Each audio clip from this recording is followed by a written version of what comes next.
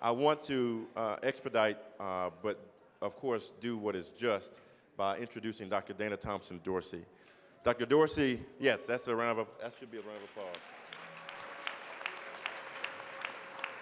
applause. Dr. Dana Thompson Dorsey is the Associate Director of the Center for Urban Education, and not all know that Dr. Dorsey is the recipient of the earner of both her JD and PhD, and she makes certain that we do not look at these types of issues in an ahistorical point of view. She makes certain that we look and grapple with history, but just as a personal note from working with Dr. Dorsey, Thompson Dorsey, is that she also asks us to grapple with the history, but also afford opportunities for grace in these moments.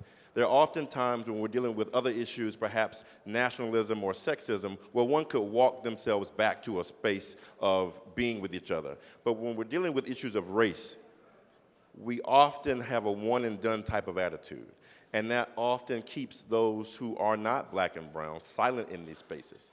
And while we're not dealing with fragility, we must deal with the humanity, and that there are humans who are working to do the work. And so what we must do is offer each other a chance to get it wrong, but for those who get it wrong, have the courage to be transparent. And Dr. Dorsey pushes us to be transparent, to understand that humanity crosses racial lines, but that we are all working toward a shared outcome where everybody can be part of the solution for those who are willing. And I want to thank her for her leadership in that space. So please allow me to welcome Dr. Dana Thompson Dorsey. Thank you.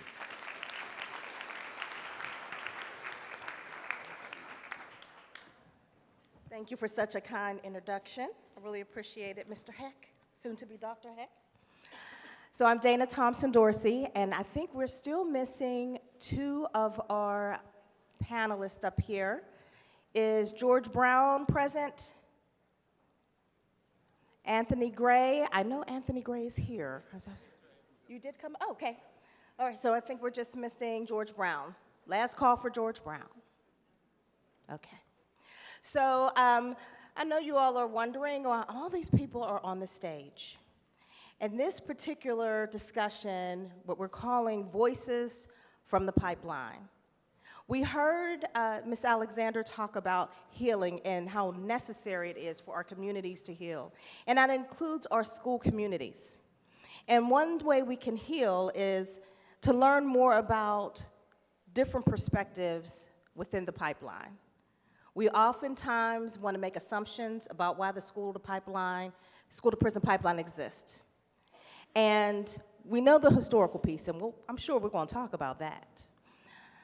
But we also want to talk about what's happening currently and how often we hear children blamed, parents blamed, the juvenile justice system blamed, the school system blamed, teachers, principals, superintendents, board members. We hear a lot of blame game happening. But it's time that we just have a discussion with those who play some role or have a position, and of course a perspective about why there is a school-to-prison pipeline and what their perspective and experience may be because of how they have seen this pipeline operate. So on the stage, I would like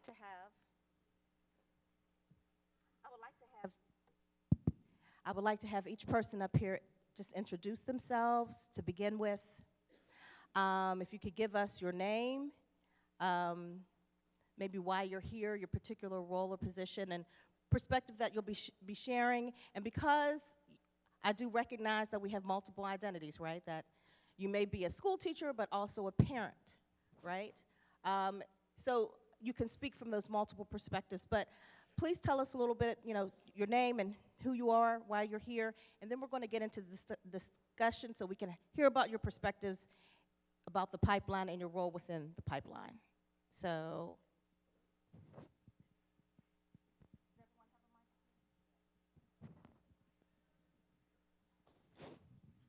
Hello.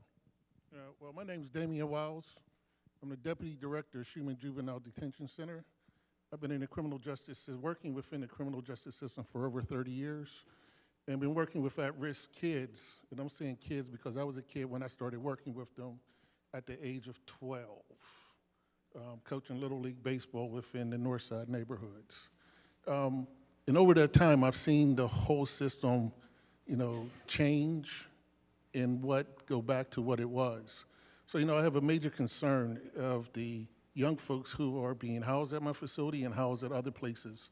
And I see a lot of the dynamics, like the young man who talked about his dyslexia. I have a controversial view of the school to prison pipeline, because I believe it's not just the school systems, it's all of us that have something to play in that whole system on why the kids are being incarcerated. Hi, I'm Lisa Silverman. I teach at Woodland Hills High School. This will be my 23rd year with Woodland Hills. I've been a teacher for 25. I'm also a parent of 3 children that one attended Penn Hills. I don't know if I have any Penn Hills people here today, but Penn Hills is another suburb outside of here. I got one. Oh, okay, there we go. So when did you graduate? When? In June. So you know my kids, Jonah and Mika Silverman. Huh? You don't know Jonah and Mika Silverman? We'll talk later. Anyway. So I'm also the head of my English department at the high school, and the vice president of our union at our high school, at our school district. I just have a vested interest as a parent and as a member of the Penn Hills community in this stuff, and as well as obviously working at Woodland Hills. The last time I saw Antoine Rose was in school when I was running in school, and he was in there for wearing slides, violating dress code. So I'm sure we're gonna work on that, boss. I'll pass the mic to my boss here, but I don't know what to say. Stupid dress code stuff, but here you go. I was not the principal at that time, just so you know. My name is Dr. Phillip Woods. I'm the high school principal at Woodland Hills. I just finished my first year. I have a dual perspective on the pipeline. As a teenager, I was I don't want to say a victim, a participant, a member of the pipeline on that end. And then as a professional, being an assistant principal, being the individual who was responsible for disciplinary actions, I actually contribute on that end because I put a lot of kids in the pipeline. And then moving forward and understanding mental health, understanding homelessness, understanding trauma. Now as a building principal and educational leader, now I understand the error of those practices, and we try to do things differently so that we take a therapeutic approach as opposed to just going straight to that pipeline. So that's my participation. My name's James Harris. I'm the superintendent for the Woodland Hills School District. I'm from Philadelphia. Go Eagles. We beat the Patriots.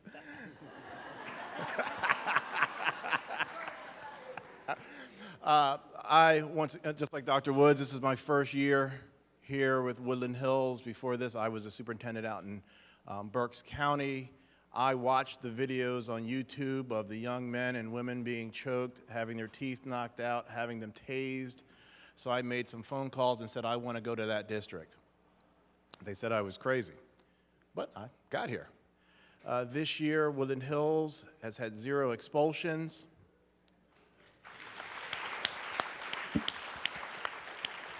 We are down over 70% in our negative incidences. We have not had to call the police one time to the high school. We have our highest graduation rate in a decade at Woodland Hills, 95%, which rivals any other high school in this area. We've used pretty much the same staff, the same students, but because of the 2 people sitting to the right of me and others, we have a different mindset. When students leave my office, they leave with a handshake, a pat on the back, or a hug. I don't expel. We don't call the police. We don't file charges. We work with them to make better people. We have success plans. When the probationary department called me about 6 months ago and wanted to meet, they said, what the heck are you guys doing? You haven't referred anyone. They had to reassign the probationary officer. They've now asked me and some other people to join their committee to see how other districts can do the same thing that we're doing. And all I said was, I treat the Woodland Hills students like my own two children. That's it. So I'm happy to be here because I was asked. And I'll pass the mic. Hello, everyone. First, I'd like to thank Mr. Mark Brentley Jr. For introducing me to Ms. Thompson, Ms. Dorsey. My name is Anthony Gray. I am starting my 21st year as a juvenile probation officer. Thank you. I am currently stationed at Pittsburgh Clayton Academy, which is one of the Pittsburgh School District's alternative schools. Previously, before that, I've been there 4 years. Before that, I was a school-based probation officer at the Pittsburgh Student Achievement Center, formerly known as LECHI, or EdMed, for those who go that far back. I'm also a parent of 3 children who attend the Pittsburgh public schools in their school districts. And initially, when I received the invitation, you know, I was a little skeptical because I thought that maybe I was a person who put kids in the pipeline. But as I thought about the question and talked to my fellow colleagues, I realized that I am one of those people on the inside actually trying to get the kids out of the pipeline. So that's my story.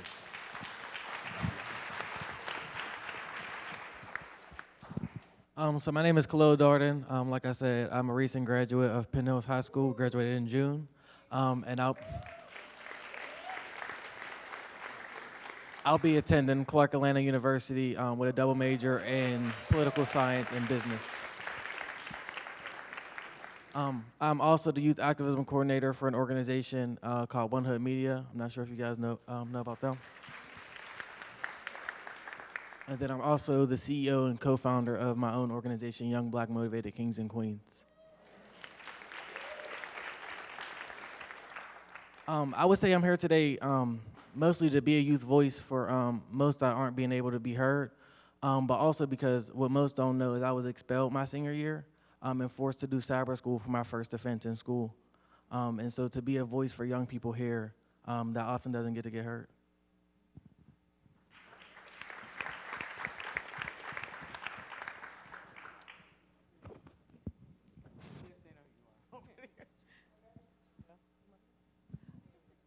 I'm Michelle Alexander, and I was just talking for a long time. But I'm especially eager to hear this dialogue, and I want to apologize for the fact that I have to leave early because I have to be in Michigan this evening, and so I won't be able to stay for the entirety of it. But this conversation here about what's happening locally in this community is the most important part of what will occur in this convening when people come together to discuss and apply their lived experience to the challenges that are faced in our local convenings, our local context. So thank you so much to all of you for being here, and I appreciate the opportunity to listen. And Judith Brown Dianis again. And I'm excited to hear about the local discussion, especially about Woodland Hills and the transformation that you all are going through, because clearly it was needed. And for a young person, you know, young people are, it's like Starbucks and KFC and Popeyes. They usually do ask the consumer how they're doing. And too often, we exclude young people from a conversation about young people. So really interested in hearing from you. Good afternoon, everybody. My name is Angel Gober. I am the Education Justice Director with One Pennsylvania. I'm based here in Pittsburgh. I have a 18-year-old daughter who recently, almost didn't make it, recently graduated from Pittsburgh Public Schools. And so, you know, my main focus in the work that we do is specific to supporting parents and students in Pittsburgh Public School that are dealing with school push-out. So a lot of times we know that Black boys with disabilities are the first ones to kind of be kicked out the door. So we're actively working and educating our parents to know their rights, A. B, working to understand the politics on how we change these systematic problems, because our phones are blown up every day with a kid who's has long-term suspension or expulsion, or they're not meeting the needs of that child's IEP, which causes them just to send kids home and misses their instruction time.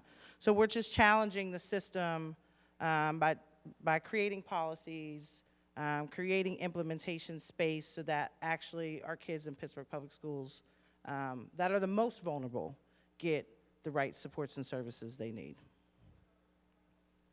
Hi, my name is Pamela Lee. I am a 1PA member. I am a parent leader of the Education's Rights Network, and I have a son that has an IEP and behavior problems and autism, and I've been dealing with the school system with him from the prison, the pipeline, since he's been in Woodland Hills, Penn Hills, and now he's presently in the Pittsburgh Perry School. So I'm here because I've always been a supporter of my son, and I always didn't want to let anyone just do anything to him. So that's why I'm here.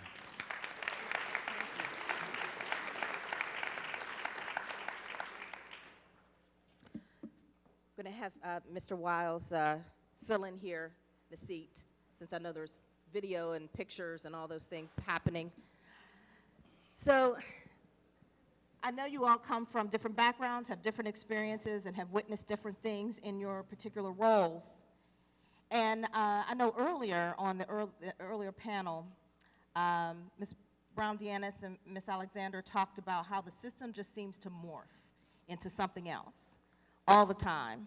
And when we talk about the school-to-prison pipeline, what I often think about is, when did this really begin? And, you know, after schools were supposedly desegregated, not necessarily after Brown, because we know that didn't really happen expeditiously, but after the Civil Rights Act of 1964, and you really started to see schools to desegregate, in the 1970s is when you also saw a dramatic increase in school suspensions.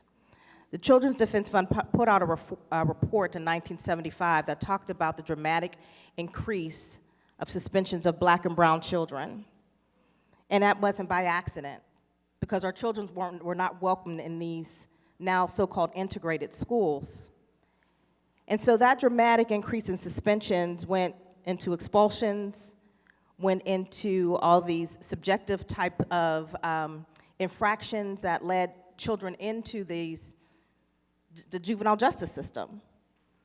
And as soon, our kids, if they were not arrested directly from the school and sent into the juvenile justice system, they were systematically pushed out by constantly being hollered at and screamed out in the classroom, being kicked out because of hoodies and flip-flops, being told that they're not enough, and then sent to the streets because they're kicked out, and now they end up in the juvenile justice system.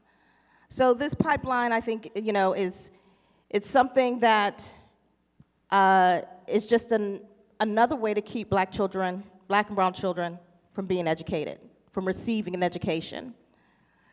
So from your experiences, though, where do you think this school-to-prison pipeline has come from? And is it something that we can say, if we change this in the system or that in the system, it would no longer exist? So, who would like to speak first?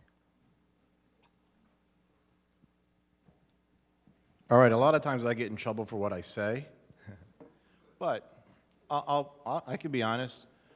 Before your body is imprisoned, your mind is imprisoned. So to over-assess or assign students who look like us right here to special ed, and to label us with a learning disability in kindergarten, when a child may just be overactive, bored, too bright for coloring. That's the start. And then once their mind feels they have a disability, then they start to act in that way, and then they're treated in that way. That continues that downward spiral of miseducation, uneducation, or non-education. Then it goes to the upper levels, and I could talk about Woodland Hills. Woodland Hills did social promotion for years. Social promotion is when you can't read, do the grade level work, they would just move you on, okay? We caught that this year in October because this man kept calling, yelling at me, saying, we have seniors who shouldn't be seniors. I said, what are you talking about? Finally looked at the data, there were students who had a half a credit. That meant they passed gym in 4 years. We stopped it the day we found out. So when you're just passing along students for whatever reasons, starting in first, second grade, they're not ready for this man's high school building, and then they don't receive the credits, pass the courses, and they just move out or drop out. Woodland Hills was letting go 40 students every year. That was the same number of students they were just socially promoting. The students realized they weren't being educated. They tried to advocate, but as students told us, if you don't have a parent or a guardian or someone on your side speaking up, they would just ignore you. We stopped ignoring them. That's how we fixed the graduation rate. We put things in place to get them the credits and supports that they need. Now, why is it being done? Woodland Hills was merged over a decade ago by 12 different communities, forced merger for biases, miseducation, for whatever reasons. The communities, some of them still fight that merger today. So some of the communities enjoyed the chaos that was going on at Woodland Hills, and some groups profited from it. So why stop it? There are folks that don't like us, separately or together. Probably more together, right? They don't like us really together. But towards this end of the year, when they saw that this was working, we start getting calls of support. There are still some folks that don't like the merger for whatever reasons they have. However, the students in the buildings enjoyed the diversity, the experiences, and the activities. It's the older folks who want their old ways, who don't like change, didn't like what was happening. So when you miseducate a population to hold them back or hold them down, the best way to continue that is for them to believe it themselves. Then they don't fight back anymore. And we kind of reversed that this year. It's a start. And when the police were coming into the school, tasing, choking, abusing, it was because the administration at that time allowed the police to do that. They criminalized teenage behavior. Every man in this room, I don't know about women, we've smacked someone on the neck running down the hallway in high school. You would be arrested if you did that last year, okay? So they criminalize adolescent behavior. Now you're sent to the principal's office. Next year, we've closed the alternative ed school, that dank building that's gray that they called the jailhouse that's located in Rankin. We are now putting the supports back into the schools with their peers, grade level appropriateness. So we're letting our students and families know that you're not done at 5 years old. I had a principal in an elementary school call the police on a 5-year-old kindergartner this year. I showed up before the police did. And I said, next time you call the police on a 5-year-old, they better be here to help you clean up your office. So,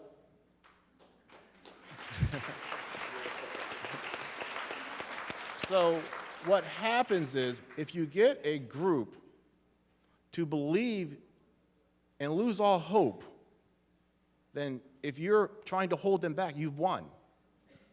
What we've done this year is to give a whole group of students and families hope. And hope is a dangerous thing, because those that are trying to hold you back realize that as long as you still believe in yourself, they can't win. So let me ask you a question then, speaking as a superintendent, because you have a lot of superintendents that feel this pressure of course, higher test scores, you know, better grades, graduating 100% students going to college. And so some think it's easier just to get rid of the kids that seem to be the problem apple, you know, they're messing up the scores, they're messing up the discipline rates, making us look bad. They're just, you know, they're messing up the classroom environment, you know. So why does that, what happens to some of these superintendents? Not saying I expect you to speak for them, but maybe you understand what this pressure that these superintendents feel. Why do they give in to getting kids kicked out for, like, as you mentioned, for juvenile or childish behavior? All right, so how many superintendents are here? Raise your hand. One? Pin Hills? No? Where are you? Okay, hi. Oh, wait, I know you.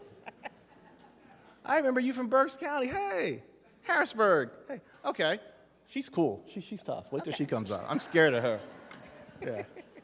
She's a great city. But no one's here. Mm-hmm. How many principals are here? How many teachers? Right. So most board members. All right, so if you don't get superintendents on board, I mean, we go everywhere together. We talk all the time. We have teachers from Woodland Hills here. We have assistant principals. We have principals. We have administrators. We have the whole lineup. We work as a team. You know, the third day we were together here, we talked and we said, we got this. Because we saw all the supports that the district had. We just had to align them in the right way and utilize them correctly. And my job is to get this man all the resources he needs to do what he needs to do. That's it. And to make sure that the culture and the language used to describe our district and our students and our staff is appropriate. We don't say general pop. You know, we don't say, you know, victims. We don't use that criminal prison mentality. They're children, they're babies. I say, when I saw those videos, I saw my high school age son in those videos. Now that he's 18, he's not a man yet. He's a young man. Okay, legally he's a man, but he's still a boy, and he makes boy mistakes. So to have us all aligned in what we do and in our thoughts and our actions makes us work well as a team. That's it. If you have a teacher who's getting in trouble for doing the right thing, you should fire everybody in that building but that teacher. You should. Because a teacher or a principal should not get in trouble for doing the right thing. Simple as that. So criminalizing adolescent behavior, primary age school behavior is wrong. But working together, being aligned, I mean, we didn't know we would be here today. We didn't. I mean, there's a principal meeting that he was going to be at, I was going to be there. We ditched it and came here. We did. Better food. But we think the same way. We go to community church meetings together, live in the community, go to the gym, barbershop. We see the same people. We see the students where we go, and they see us. We're aligned in our thought. So if you can't get your superintendent, your board, your teachers, your special ed group, your counselors all aligned, you're never going to make it work.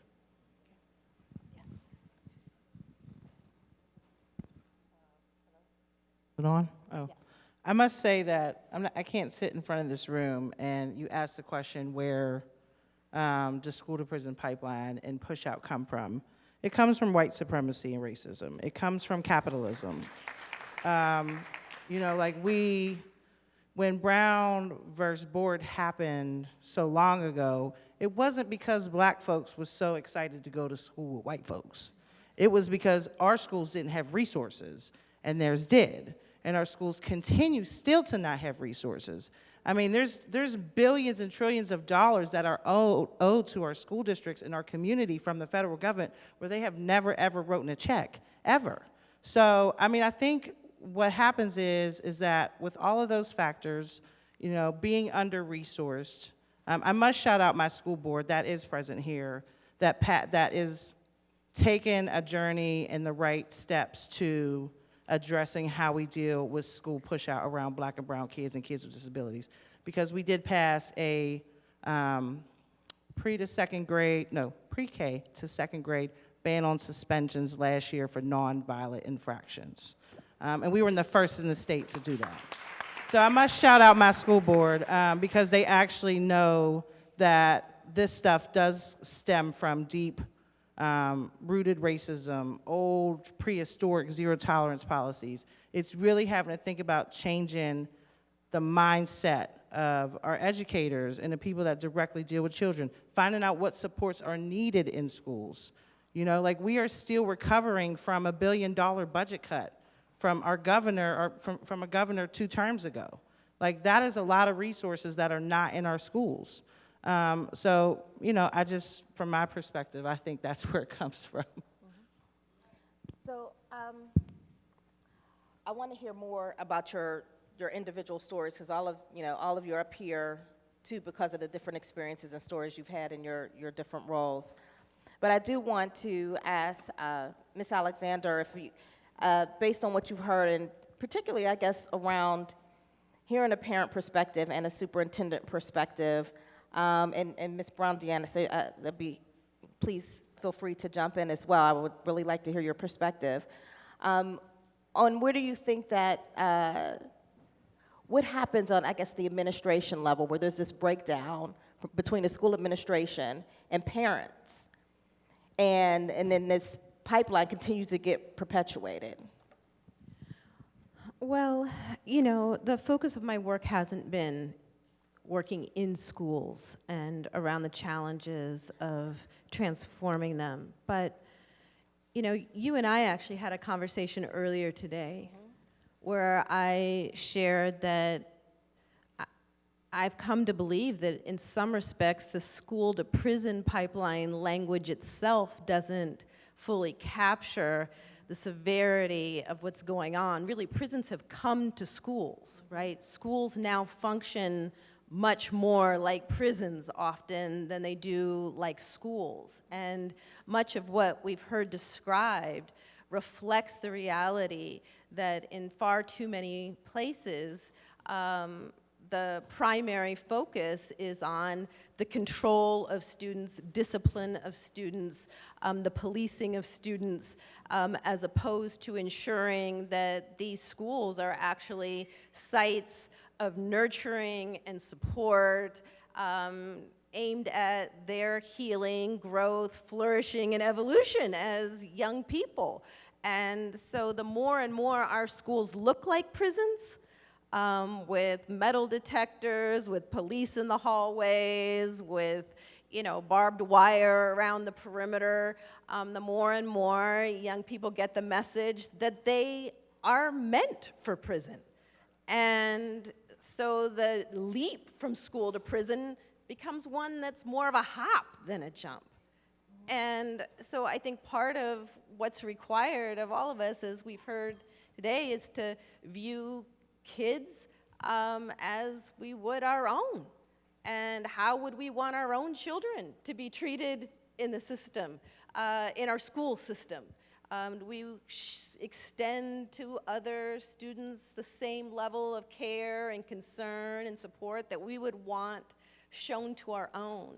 And as long as there's this notion that there's the bad kids or the good kids and all of that, it encourages a punitive impulse and imagining that there's something intrinsically wrong with the kids that can't be fixed or healed through genuine care and concern and support. And the results that we've heard, you know, so far show that a tremendous amount, far more than we might imagine, can be achieved simply by treating young people as though they are worthy of as much care and concern as we would want shown to our own children.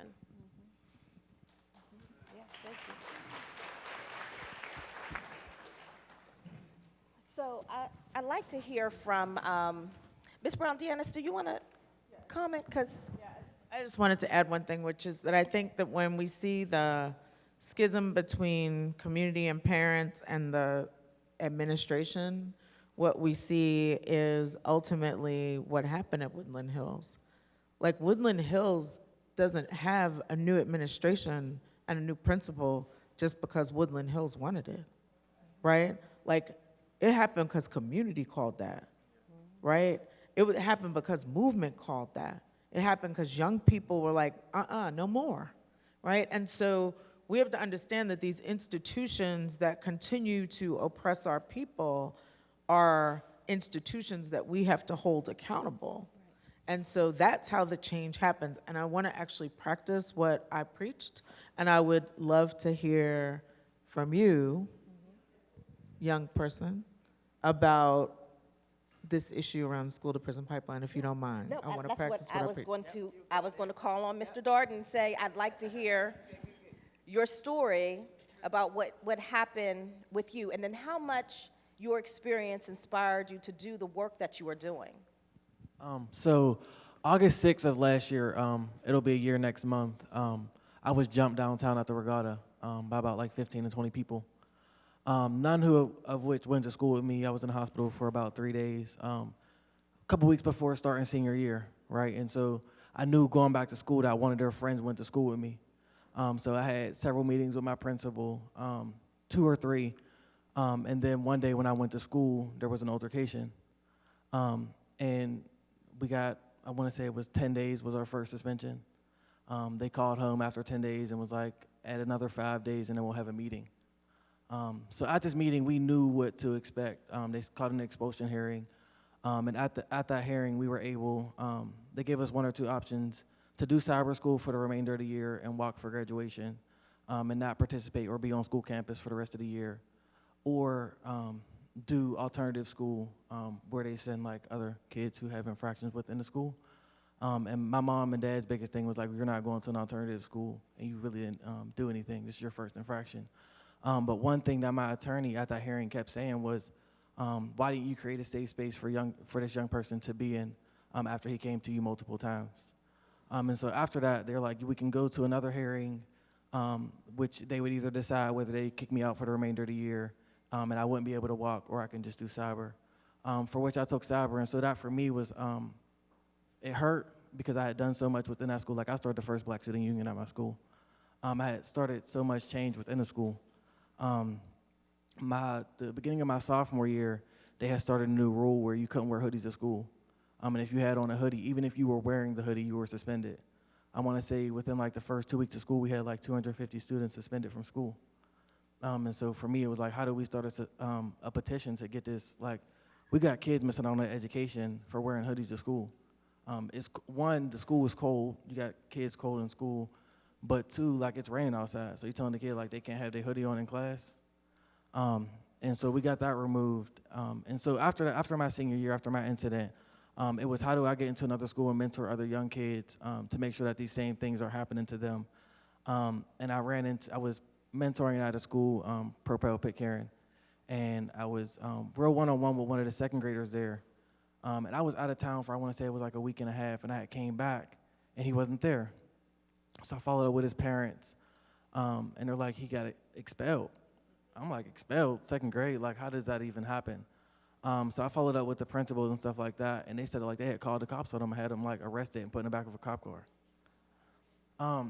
That for me is like, are you serious? Like, how do you, if he's a second grader, like how much harm was he causing to the people in the school for you to call the cops and have him like handcuffed and put in the back of a cop car?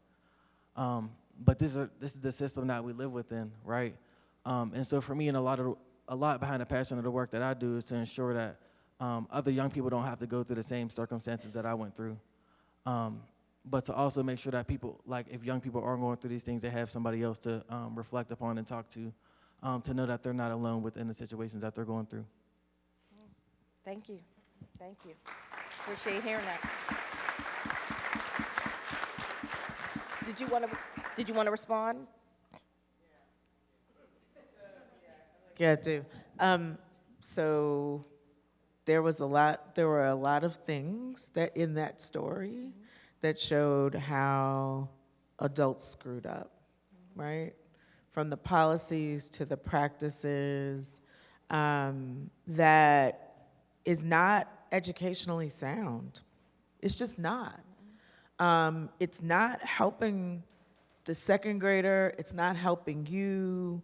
And it also doesn't get to like the root cause, like when you got jumped and then it's like, okay, let's be all punitive about it, instead of let's sit these young people down and let's figure out what is going on. Because it's gonna continue. That's the other thing is if we don't deal, when there is an issue that is young people being involved, if we haven't dealt with the root causes of it, if we haven't talked through it to understand what it is and tried to mediate it, it's just gonna continue.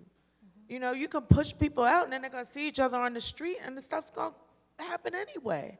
And so it is that we are not taking responsibility, and I understand schools can't take responsibility for everything, but that's why our schools have to be a center of our community, that are community schools, that are whole schools, that take young people as a whole child and support them in that way. So I want to ask Dr. Woods, because you just finished your first year as principal at Woodland Hills Junior Senior High School, and I know there's been a wonderful decrease in suspensions and there's been less infractions as well. So what have you done differently? First of all, maybe first tell us what the culture was as you were coming in, and then what you have done differently. The culture coming in, everyone had their defense up. The students were angry and frustrated. The teachers were angry and frustrated, and just everybody didn't understand their purpose. Everybody didn't understand what their reason was for being at the school. So I'm walking into school and I'm looking around like, what the heck is going on? Teachers teach, students in class, let's go. So then working with Mr. Harris, going in the community, building those relationships, having those conversations with different parents, like, you know your son is in the hallway every period. What? Nobody's calling. So then I get on the teachers. This kid that been in your class in 3 days, write him up to me, let me talk to him, give him a counselor, call home, let us know what's going on. So we all had to get on the same page. The first thing I did, the first time I met with the staff, is I said, nobody calls the police, nobody calls the SRO. I am the only one who will make that call and determine if this situation is that out of control that it can't be reeled in. In my interview, I said, there will be no police calls unless there's a gun, unless there's bodily damage, meaning a bone is out, and these are kids, they're children. There's nothing that a child can't do that can't be remedied. Let them tantrum, let them get upset. When I was a special ed teacher, a kid used to go crazy, start flipping the room. I like, everybody get out, let him get it out of the system.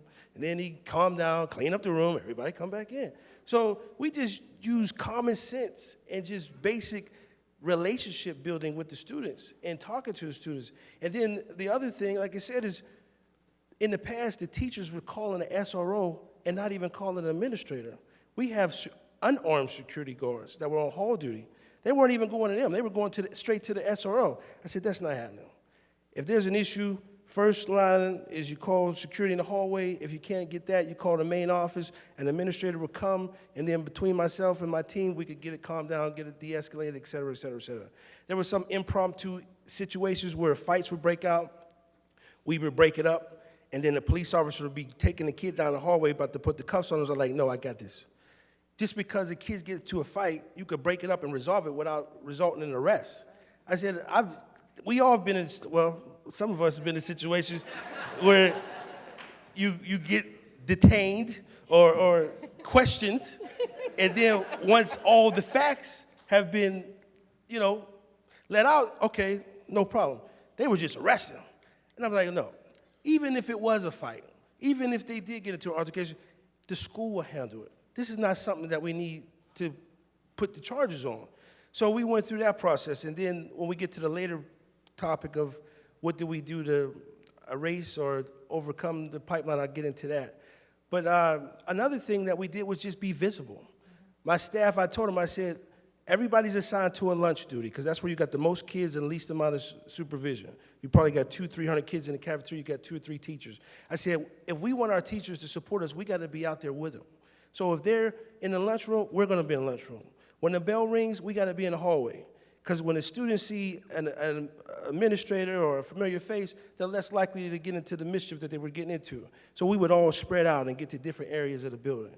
And then even looking at, you know, how did we get to this point? In some of my pre-reading, I was made aware that you do the suspensions, you do the homeschool, et cetera. Now you're pushing the kids into the streets. You're pushing them into the community. So whatever we couldn't address within the school, we supplemented through different programs, different mentoring groups. We had Q guys come in and had a female group going. We had the Boys and Men Club come in where we do that. We offered what we call them after-school buses, and we had 3 waves.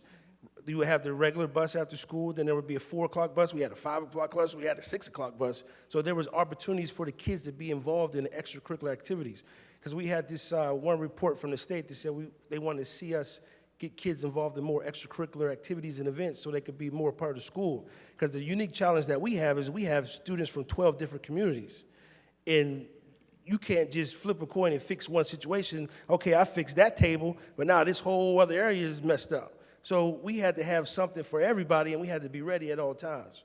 So I mean, it was challenging. It was definitely well worth it, because again, when you're out and you go in the hall and in the lunchroom and you're going to sporting events and you're going to community events, now the children and the parents see you as a human being.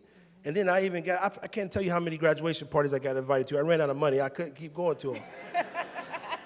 But to build the relationship, and then as teachers and educators and even parents and relatives, if a child looks up to you and the child is going to do it for you, they don't even realize they're doing it themselves.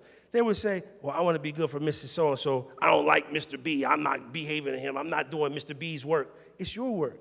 So when you build that relationship and now they're thinking above themselves, then that's when they start becoming and realizing and thinking bigger and better, and not just of the moment, and not just thinking about the beef and the bullying and the social media. And now they're thinking about their future and they're thinking about tomorrow. And we just worked on that, and we just drilled that every day, all day, weekend, night, holiday, nonstop.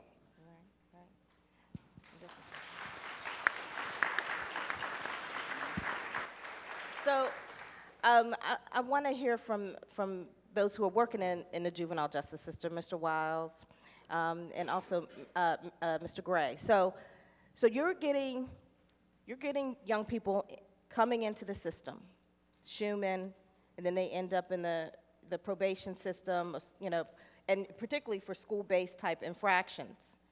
So tell us about the young people that you're seeing coming into the system, how they're coming in, for what type of infractions, and do you think they should be there in the first place for what, you know, for the reason that you're receiving them? I get on from Al. One of the things about, there's a misconception of Schumann. Schumann is a detention center which the kids are there based on 2 criteria. I mean, they come through the probation system, or either they've been adjudicated already from the courts. The kids may get arrested on the streets for committing a crime. They get arrested and they get assigned to us. And they're there pending a detention hearing. And at that time, whether or not the hearing officer at our facility determines to detain them until they go to court or release them home. What we're seeing is that we don't get kids at Schumann for slapping somebody in the back of the neck coming down the hall unless they've been charged with a crime. You know, the school district doesn't call us and tell us to take the kid. You know, they're brought to us by the police department or by probation. And then once they're there, Schumann has multiple programs that are there. We have a full-day school that operates on the same Pittsburgh Public School calendar. We have an after-school program for the kids also. and we run a summer school program also. So even when the kids are there, we're encouraging them to go to school. Even the kids who may not go to school when they're out on the streets, you know, we find some way to try to get them into the classroom. And if, yes, we do have kids that say, I'm not going to school, and no, we don't pick them up and drag them to the school. We have teachers that go back to where their living units to try to have some educational programs that take place with them. Thank you. So I'm gonna address this, the pipeline issue from a couple of different perspectives. First and foremost, I also work at Schumann Detention Center twice a month. I am the intake probation officer on duty for that evening. So what we usually do is we field calls from every police department in Allegheny County, and based upon the charge, there's a scoring system. It's called the Pennsylvania Detention Instrument. It's called the DRE for short. So based upon the score and based upon a charge, a kid is either admitted to detention or not, to Schumann Center. So there's usually a probation officer who makes that decision, and or an administrator, and or the assistant district attorney who's on call. So that's the process of getting a young person into Schumann in the first place. Secondly, it's very difficult for a kid to be arrested in school and taken directly to Schumann Center without there being seriously bodily harm, or usually a weapon of some sort, or if the kid is just totally out of control, from my perspective anyway. Now, I'm in an alternative school in Pittsburgh Public Schools, which means the young person, such as this young man next to me, has been expelled from their home school. And the school board determines that this young person has to go to alternative school for either a year or a report period, depending on the infraction. The problem that I see is that kids are being charged for fighting. If a teacher is somehow involved in the fight and is either pushed, mildly injured, it's automatically a felony assault, aggravated assault. So if kids put their hands on a teacher, it can be charged as a felony assault, which by law means that they can be admitted to the detention center. I think what Allegheny County has done, as far as the probation department, has screened out those assaults that don't warrant kids coming to detention. I think the people who are answering the phones are experienced enough to say, yes, this is, you know, an admittable offense, or no, it's not. So I don't look for the cases that I receive. I am assigned the cases based upon the kids coming to my building. So first and foremost, when I meet a young person assigned to my caseload from the community, my immediate responsibility is to tell them what they need to do, give them the map based on the tools that we use to move their case towards closing. That is what my job is to do. And when we talked about, you know, the topic for today, initially I was like, oh man, am I contributing to the pipeline? But when I ran my personal individual statistics, I received 43 allegations from a school police officer this school year. From the beginning of 2018 to the end of this school year, I received 43 police reports from a school-based police officer. Of those allegations, I ended up filing 29 petitions, which means that I scheduled 29 of those 43 petitions for court. So at that point in time, it was determined that that young person needs to go to court. 9 of those charges are still pending as of today. I've closed 12 of those cases. One kid from those school-based referrals ended up being placed out of the home. And this young lady in particular had 5 assaults on school property through 3 schools. The total number of youth for those 43 allegations were 38, meaning that a couple of the kids had more than one police allegation. We also have a mechanism in place where if we get a police report, we can handle it inside of court and or outside of court. And based upon my numbers, I handled personally 14 of those cases outside of court, which means I didn't take the young person to court. We handled it, it's called an intake adjustment, which means we handle it informally outside of court, basically with a warning, because at that point in time it was determined that the charges didn't merit, anything further. When I get a case, just to piggyback on, first when a kid is expelled from a Pittsburgh public school, the kids come from every high school in Pittsburgh, in the Pittsburgh public schools. You will see certain schools have the bulk of kids in alternative. That either comes from the school police officer and or the administrator and or the principal, which means to tell me is that they tend to, at this school, arrest more kids than they tend to at another school. Another issue is that a lot of these other systems put the full weight of, a young person's whole being on the probation department, which means there's a lot of kids missing school. There's a lot of kids that are dependent versus delinquent. And a dependent child is a child who would probably best be better served with a caseworker as opposed to a probation officer. But oftentimes, what we see is as soon as a young person is charged, the caseworker is like, oh, it's out of my hands, we're gonna leave it to you. So they want us to serve, they want the delinquency system to serve a kid who really shouldn't be in there, okay? You don't have an option at that point to We go don't back have to we don't have an option to tell, and I'm not trying to throw the Department of Human Services under the bus. We do have more resources in certain ways, but some of these kids are 90% dependent, maybe 10% delinquent. The majority of the kids, and Mr. Wiles can attest, when those kids when we have visits at Schumann, those kids don't get visits.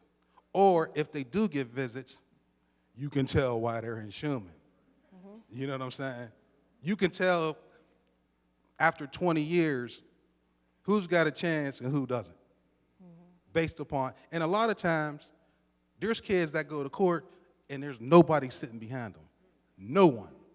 Not a parent, not a guardian, not a grandparent. Some of these kids are all alone. And it's just heartbreaking sometimes. And these are the kids that end up on the news, unfortunately. These are the kids that end up in prison. Oftentimes, probation officers, male and female, are the most consistent persons in their lives. Oftentimes, the people in the detention centers are the most consistent person in their life. That's why they don't mind going to Schumann, because they're going to see Mr. Wiles, they're going to see the people in their unit, because those are the people they have contact the most with. Those are the people who care about them the most. Those are the people who are going to ask how they're doing. So they stay in the system because it's comfortable. I mean, I can't imagine ever being locked up or told what you can do and cannot do. Exactly. And it even goes so far as kids who are so close to getting off probation, they'll do something just to stay on. They will commit an infraction, give a dirty urine, just so their case won't be closed, so that we can continue being in their life. Wow. So there's a lot of systems going on, you know. But like I said, you know, when first posed with the question as far as, you know, am I contributing? No, at certain points in time, probation officers, at least in my department, at least the people that I work with and my colleagues, we're sometimes the kids' only advocate. I want to hear from Mr. Darden. I know you've had your hand up, and then I want to hear from the two parents in the front, Ms. Gober and Ms. Lee, and get that parent perspective. But Mr. Darden, please.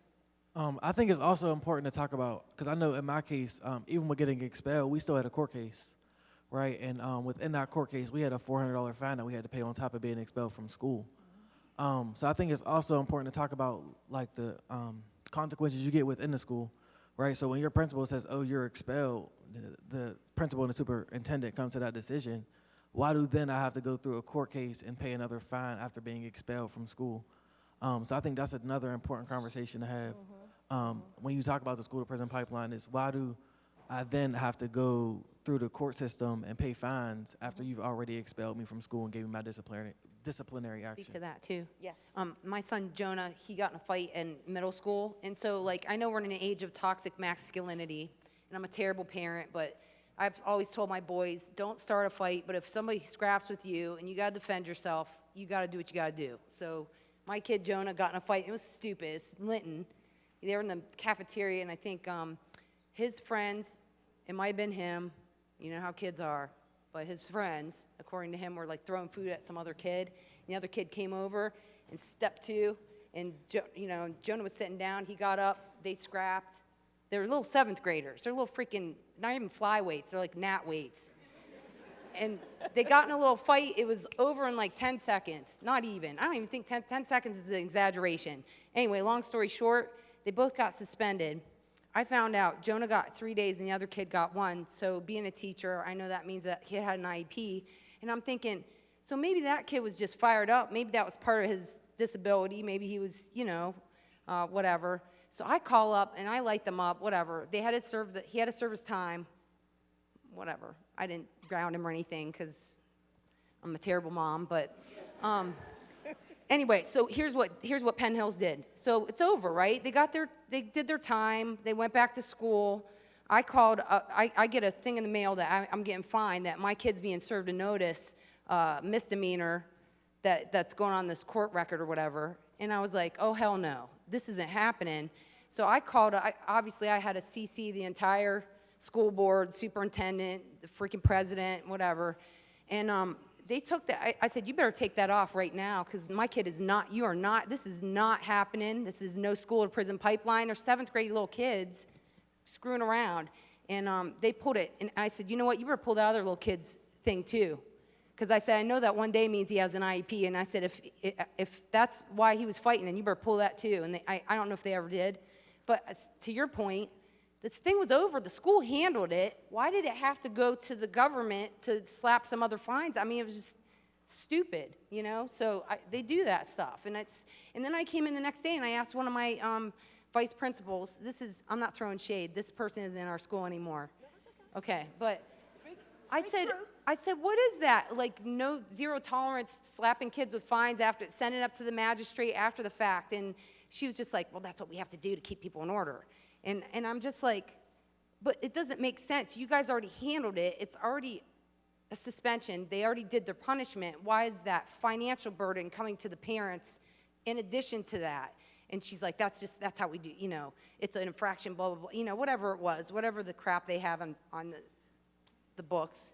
And it's frustrating, and then you put parents that don't maybe have money behind because they got to pay these fines or find a way to pay, we can get into the bond bail system, all that stuff. I mean, this is all, you want to ask about this racism, it's like an octopus. Its tentacles are in everything. It's in healthcare, it's in the schools, it's in the prison system, it's in the economics. Our country was founded on it. Yeah, I mean, So of course it is. Yeah, it's Pandora's box, and I don't know how to tamp it down, but, we just got to keep getting out there and doing the work and keep trying. Real quick follow-up to that. What happens in either of those cases if you didn't pay? Because that's where those fines are. That's why they're there. Well, what would have happened? If you wouldn't have paid or you wouldn't have paid? So for me, I honestly forgot about my fine, and I got a warrant in the mail. And so I'm like, Mom, I got a warrant. Like, what am I gonna do? I was like, because I drive, so it's like I don't want to get pulled over, and I got a warrant. And you have to literally go and pay those fines, and if you don't, you get warrants for your arrest. They send constables and things like that. I was going to go to the news. That's what I put in my letter. So I said, go ahead, find me, see what happens. I'll see you on KDKA. And they know that I've done that stuff before in Penn Hills. So that kind of leverage works, you know? Just saying. So let's hear from the parents, because I want to hear your stories and, you know, why you started the organization you did and why you felt it was necessary. Tell us a little bit about your experience with your Well, children. I would like to tell you experience about my son, and I think the prisoner pipeline sometimes come from ignorance. Sometimes we don't really understand. My son, he's ADHD with PPD and autism, so he started out young with behavior problems. Me as a parent, I was just frustrated because he wasn't like any other kid, and he was getting kicked out of daycares and things like that. And that, to me, that was frustration in the most, because I was a working parent, and I was getting called home from work and things like that. But it most came to me when it threatened me as a person, because I did not know how to help my child. As he got into the older grades where he was being bullied.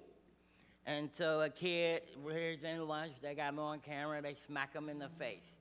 The one smack him, he does nothing, so another one smacks him right after that. Then he fights, but he gets suspended. It's 3 other situations happened after that where it came to somebody saying, oh, we're gonna beat you up. My son takes a knife to school. He don't even get it past the gate, but he is handcuffed and by the cops, and I'm called, and it's just all this emotion and all this stuff happening, and I'm just like, y'all are not doing nothing. When I told the assistant principal I want a meeting with these parents, never happened. I said, I need help. I don't know why y'all doing this to my son. Y'all done suspended him 3 times. Somebody smacked him, that smack on the back, at his locker, on camera. He didn't do it first. He's just standing there in his locker. But he gets suspended for that. So he takes the knife, he gets arrested, and I'm just like, what am I supposed to do as a parent?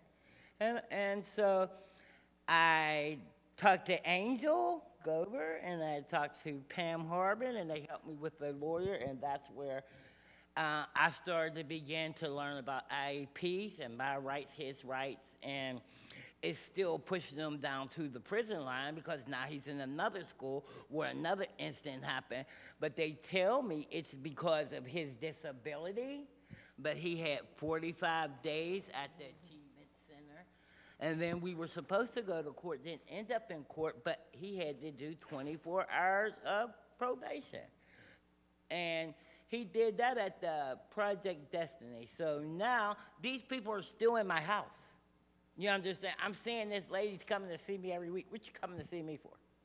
You know, and this man is trying to spend some time. Y'all couldn't give my son all these years a big brother, but you got a man coming to my house. He's barely doing anything for him, but he's from the Bropation people. So right now, these people are still in my house. There's still problems with my son, and I think it comes from ignorance, because he had a good parent, somebody that wanted to be there for him, somebody that stayed with him, and somebody is still here for him. And so I'm just so sad to what's going on. At least they did close the case. But what's to say, if he gets in a fight on the street, he's not back in that system. And harder because of just this little stuff that meant nothing. So, Ms. Lee, when you said, you know, something would happen, some incident would happen, and they would say it was because of his disability, did you have a manifestation hearing? Because that's when they determined. Yes, we had a manifestation hearing, and they reevaluated his autism and found out it's still there. And, so I was like, okay, so you said this is because of his disability. So I'm understanding, if you're saying this is because of his disability, why has he got 45 days here? Why is there probation? Why is there this? You know what I'm saying? Did it involve a serious bodily injury, a weapon, or? Yeah, it did involve a weapon, a knife he took to school, but the knife never got nowhere. It's in the lunchroom, it's in this book bag, and it fell out. They seen it. That was the end of that. Yeah, that's the 45, that's what that 45 But days. also, I had Yeah. Family Focus in the house. And Family Focus this same day went to the school, and nobody could find my son. A picture, if they could have found my son, and Family Focus would have got to sit in the classroom with him, that might have never may happen. Right. But I can't think on here or there. I just don't want my son in this system like he's doing anything wrong. He's been told as a child, you don't belong. If you're getting kicked out of daycares, telling that you don't belong, how are you going to feel the rest of your life when you already got problems? That's right. You understand what I'm saying? And now you're going through this. And if it So- was a manifestation of his disability, yeah, they should have just changed the IEP. That's right. And not kicked him out for 45 I mean, days. we did finally change the IEP, and now he has a lawyer that's taking care of everything, all his problems and all his needs, and she making sure that he doesn't fall under that rug. You know, so Yeah. I thank 1PA and the Education Rights Network for all they've done for me and my son. Yeah, yes. Thank you, Ms. Lee. Ms. Gober? Yeah, so Miss Pam definitely has gone through the ringer amongst, a lot of parents in Pittsburgh Public Schools. So we have a hotline where we actually can take calls to try and support people through legal resources or just being a support, going to the school with a parent to sit through an IEP meeting. We work closely with Tiffany Sizemore and the Duquesne Law Clinic and the Education Law Center to provide legal supports to families that are going through this kind of push out. But so we know that we have all these individual cases happening all the time. So we're real clear it's a system problem. So like what we're trying to do is organize and educate our parents around why these things are happening and how do we address the people that make decisions around school policies. And so we do that many ways. We do popular education with our parents. We work alongside of campaigns across the country around school push out, just learning best practices. We're very deeply involved in implementing community schools here in Pittsburgh because we do think that that is a model where you can have real restorative practices, where you can have less policing in schools, where you can have counselors and not cops. And so we want those kind of resources in our school as well. And then we even take it to the next level where if we have school board officials that are not doing what we need them to do for our children, we run our own parents as school board members. So we actually have a person in this room right now who is one of our parents who just recently won school board seat in Squirrel Hill, Ms. Pam Harbin. Because we are really dedicated to making sure that this is done right. We're really dedicated to not continuing to hand over black children to the prison industrial complex. Like, it has to stop. And we have to be accountable to our actions and how we think about how we're pushing kids out. So we work on many different campaigns, but the Counselors Not Cops is one, Solutions Not Suspension. So we are planning to increase the suspension ban to 5th grade. We're probably going to get a little pushback against that like we did the first one, but we don't care. And then also making sure that we're very interested in police-free schools. Like we had the opportunity to visit Toronto, where they have kicked out all of their SROs. So they are a police-free school district in Toronto. So it can be done.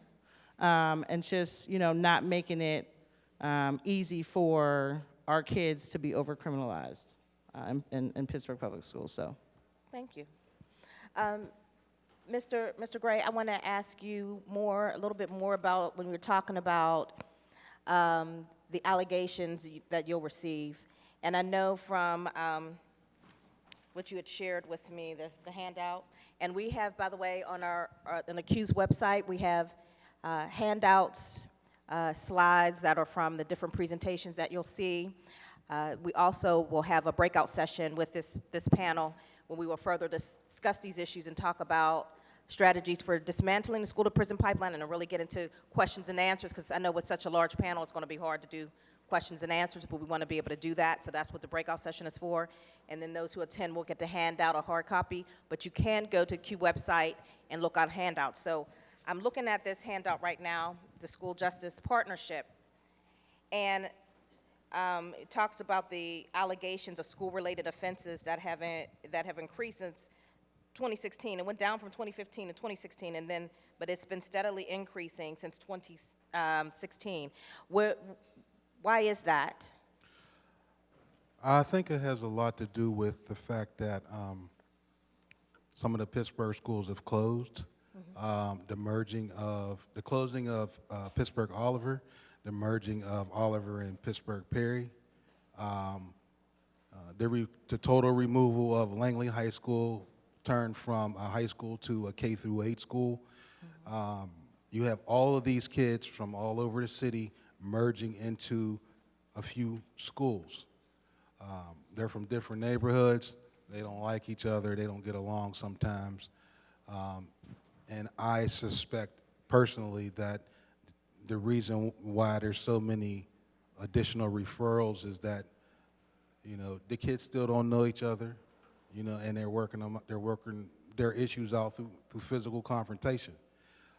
That's not to excuse the rise, but I think that's part of the issue. Okay.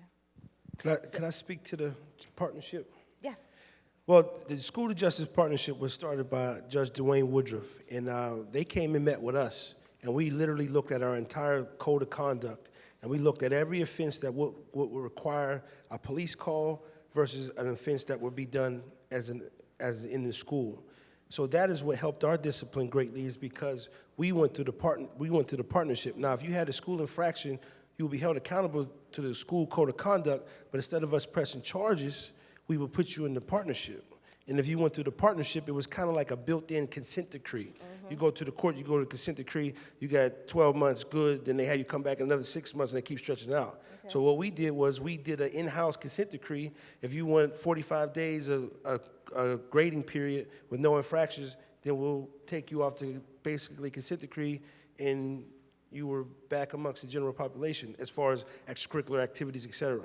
So the School Justice Partnership helped us tremendously in moving forward with our school improvement discipline process. That's good.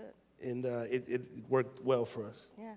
Well, we are going to continue this conversation in the breakout session and have an opportunity to engage you all in discussion. I hope some of you will join us for that breakout session. That will be an opportunity to dialogue and do question and answer. Since we had such a large panel, we didn't have time to do that. So please join us after the break at 4 in room, I think it's 343, right upstairs.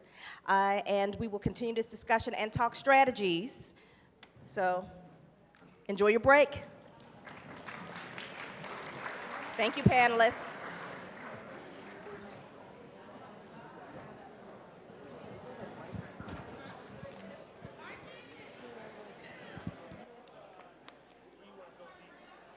You know, let's put them all here on the chair.